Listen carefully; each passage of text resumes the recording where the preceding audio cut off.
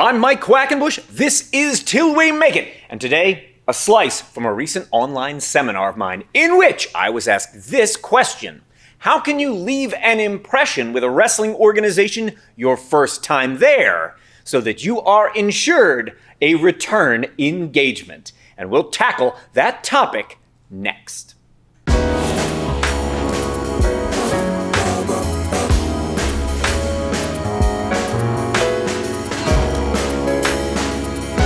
I think whenever you go to a new organization, it is really important that you do two things up front, at the beginning, and we'll talk about one that's at the end, okay? But first, the two at the beginning. Number one, learn their culture. Understand the company's culture. I have an ensemble here at Chikara.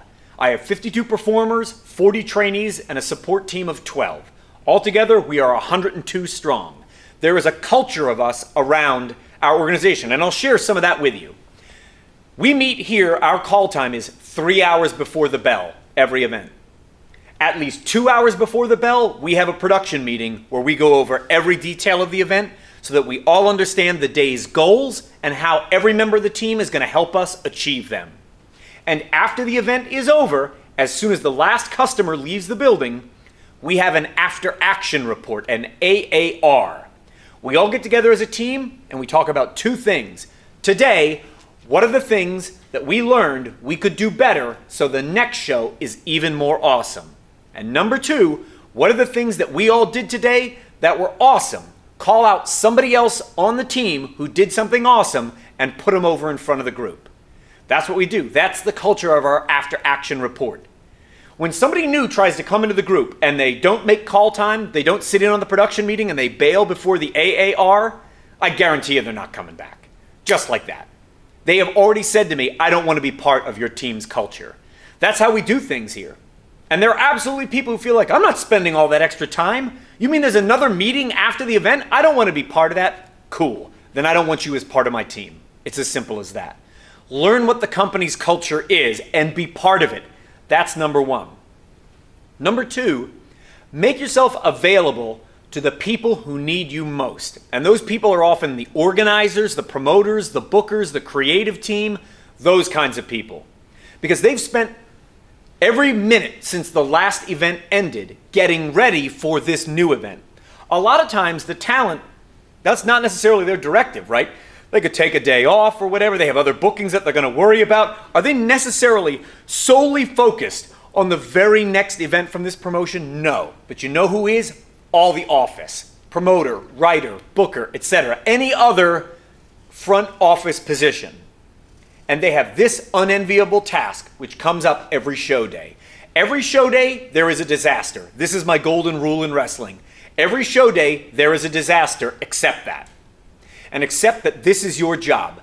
The minute you get handed all those sour lemons, it is your job to start turning them into lemonade before the customers come in the door.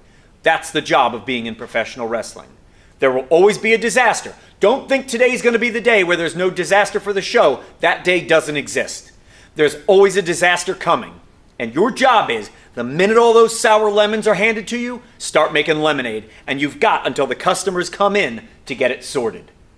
There are people who show up and that's their job. How can you help them? You want to leave a good impression? Help them. And you might think, am I the guy that's going to set up the chairs? Well, if it's 5 minutes till doors and the seating chart has been sat here on the ring and no one put the chairs up, guess what? That day, you are the person who puts up the chairs. And don't be afraid to go to those people and let them know, hey, even though it's my first day, I want you to know I'm here in whatever capacity you need. Do not feel embarrassed to come and ask me for anything. I am at your service today. The people that start off relationships like that with me are unforgettable.